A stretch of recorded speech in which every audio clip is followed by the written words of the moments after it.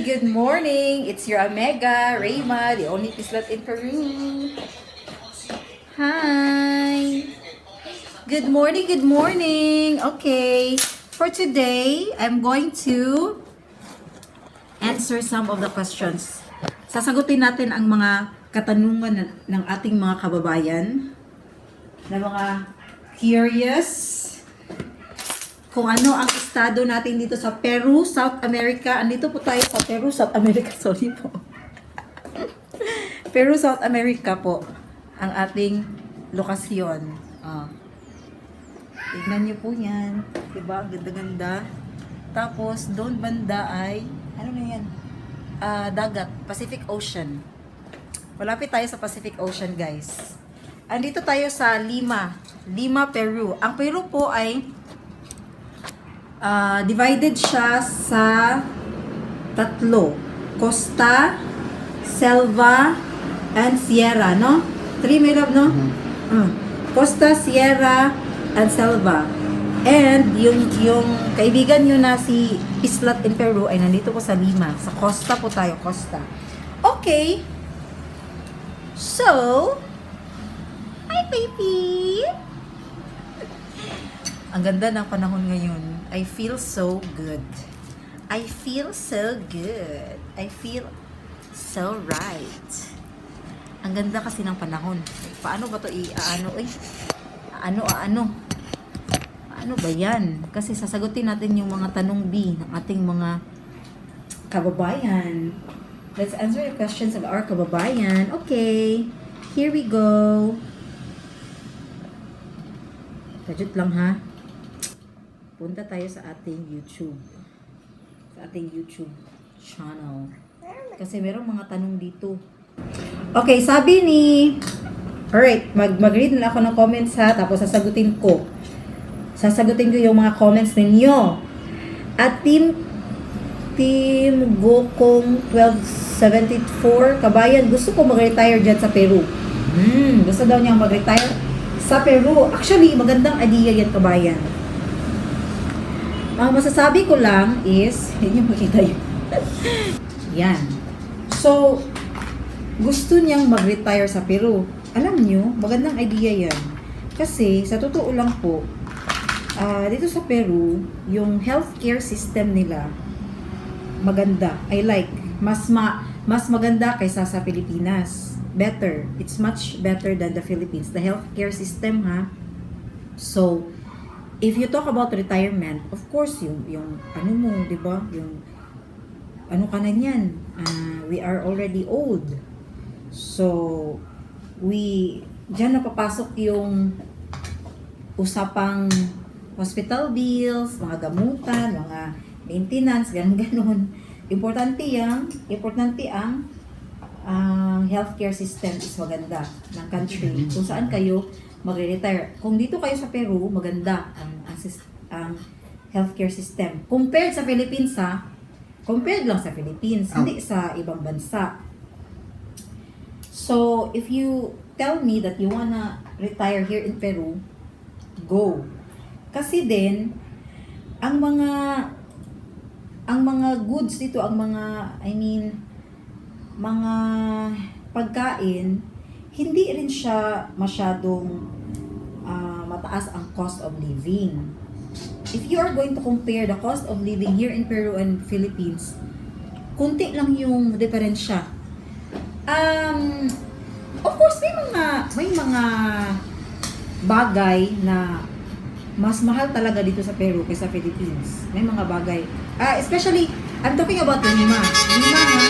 Kasi, may mga bagay din sa probinsya ng Peru na yung price din is okay. So, may mga bagay dito sa Lima na mahal yung mga bilihin. Pero, if you talk about food, okay lang siya. Okay? In my next vlogs, kung pupunta ako ng grocery, magbibili ako ng mga ganyan-ganyan, manood kayo ha para malaman niyo, para meron kayong idea kung magkano ba ang cost of living, magkano ba ang presyo ng mga bilihin dito sa Peru. So, kung ano din, mga park, maganda ding mag-retire dito sa Peru kasi marami silang park. Na pwede mong puntahan, mag-walking ka doon, mag-relax ka. Kahit saan na district, merong park. For example, dito sa Jesus Maria, ang dami-daming parks. Pwede kang as in relaxing talaga, makaka-walking ka, makakapag-relax. Sa Philippines, guys, walang ano doon. Ginoo ko, walang place kung saan ka makaka-relax na mag-walking ka lang, na maraming maraming mga benches, kung saan pwede kang mag-sit down, mga park, kung saan pwedeng play ang mga kids. Dito sa Peru, marami. Dito sa Lima, marami. Lima, Peru. Marami, guys. So, hoy! Basta! What's that? Somebody's cleaning outside. So, if we are talking about retirement, I recommend Peru. Healthcare system. Ang weather nila dito is, for example, sa Lima ang weather, meron silang winter, spring, summer, and fall. So, we don't have snow here. Walang snow dito. Pero malamig. Malamig siya. Tapos kung summer naman, mainit din. Maganda dito sa Lima. Yung weather, yung mga foreigners, they love the weather here in Lima, Peru. Okay, so retirement plan here in Peru, approved. Recommended. Okay. Present me a Filipina girl pass. Jorge. I cannot present you any Filipina girl, sorry. What kind? Wala. I don't want to present anymore because if it doesn't succeed, we presented like 2 Filipinas already to 2 Peruvians and it didn't succeed, guys. It doesn't feel good. So you just find your own partner. Go to dating sites. A lot, many. Alright. Thank you at Francisco Torres. Thank you so much for your kind wishes. Maraming salamat po. Thank you so much. Tapos, meron ding tanong. Hala, marami palang mga ang dami-daming comments na hindi kasi, sorry because I didn't check my YouTube. Ngayon lang ako bumabalik sa YouTube ba. Sorry kaayo. So, ito naman si Team Gokong 1274. Kabayan, marami bang trabaho dyan sa Peru? Ay, same din siya na yung gusto mag-retire dito sa Peru. Sa Peru, maraming trabaho. Are there plenty of jobs here in Peru? Senyor, are there plenty of jobs here in Peru? No, right? But they're remote. There are a lot, but the price, the payment. Yeah, actually, jobs in Peru, marami naman siya.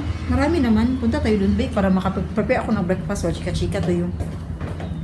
Maraming jobs.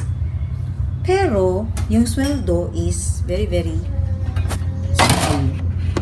Take note po, ang sweldo dito sa Peru, ang salary dito sa Peru is, ang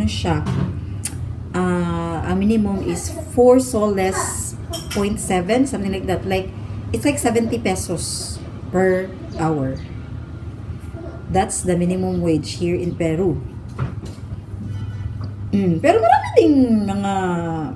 ding mga companies na nag-offer na mas mataas pa dyan. Depende naman yan sa trabaho. Tapos depende yan sa diskarte mo.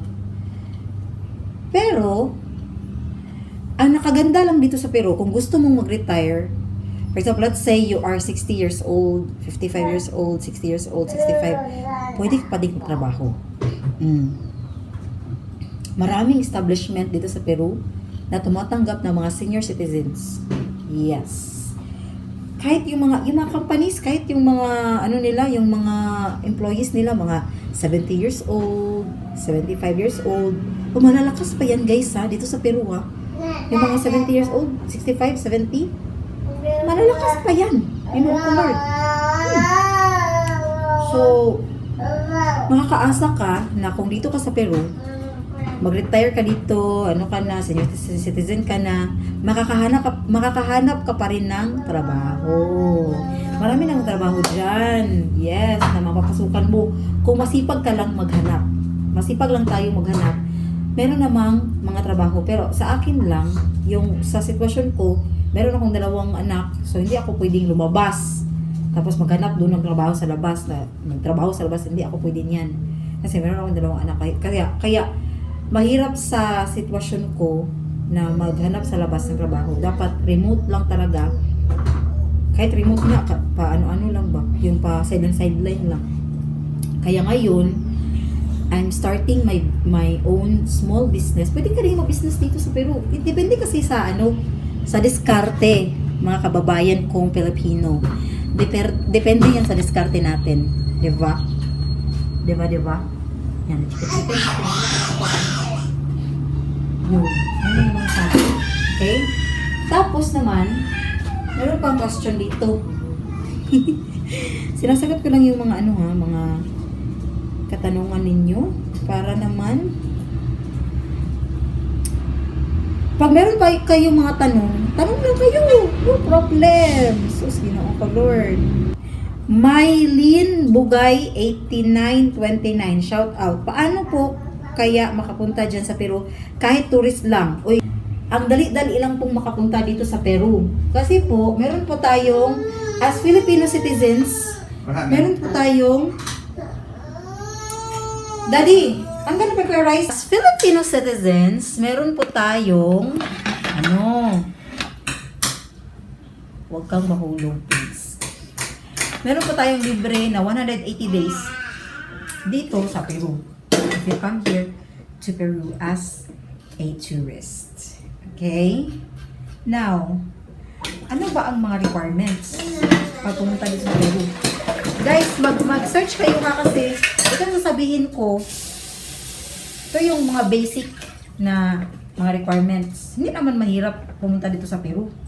Pag tourist ka ha, kasi yung mga complicated na mga cases, yung mga magpapakasal dito sa Peru, ganun-ganun, kasi nahanapan sila ng mga, what do you call that certificate, Mela? That they ask from you? When they ask from the Filipinas who wants to get married here in Peru? Meron silang hinanap na certificate, which is, hindi naman hinanap sa akin nung pumunta ako dito. Pero, if you come here as a tourist, ano lang guys? Your passport, okay? Your return ticket, yun lang. Yun lang dalawa. Passport and return ticket. But, be sure, i-sure mo lang na alam mo kung saan ka magsistay. Yung, for example, if sa hotel ka magstay, alam mo yung address. Para, if ever lang, hindi naman sila nagtatanong eh. If ever lang, magtanong sila sa'yo, where will you stay? How many days will you stay? Ganun. May answer ka sa kanila. Sorry ha.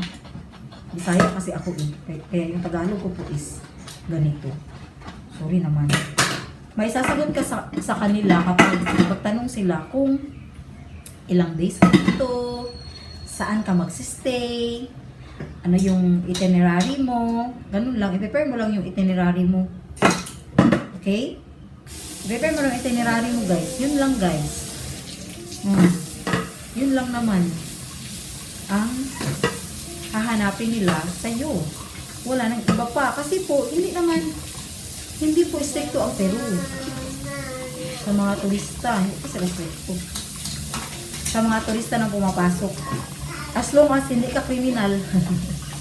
As long as you're not a fugitive person. Wala kang sabit sa NBI, Interpol, wala kang sabit dyan, wala kang problema. Okay? Malinis yung record mo, papasok mo dito sa Peru, kukunin nila yung passport mo, isa-scan yan nila, tapos wala silang makitang sabit, return ticket lang. Yun lang yung hihanapin nila, return ticket. Di ba? Very easy. So, don't make things complicated, okay? Actually, the world is not complicated. Tayo lang naman ang naghahanap ng reason para maging complicated ang kalibutan. Di ba? Di ba? Ang saya-saya. Yun lang guys. Sige. Prepare muna tayo ng rice para may pang for our breakfast. Okay? Meron pa mga tanong dyan. Marami pang tanong sa comment section ko. I'm gonna answer it in the next video. Bye-bye everybody. Ciao, ciao. Stay safe and healthy. Babush!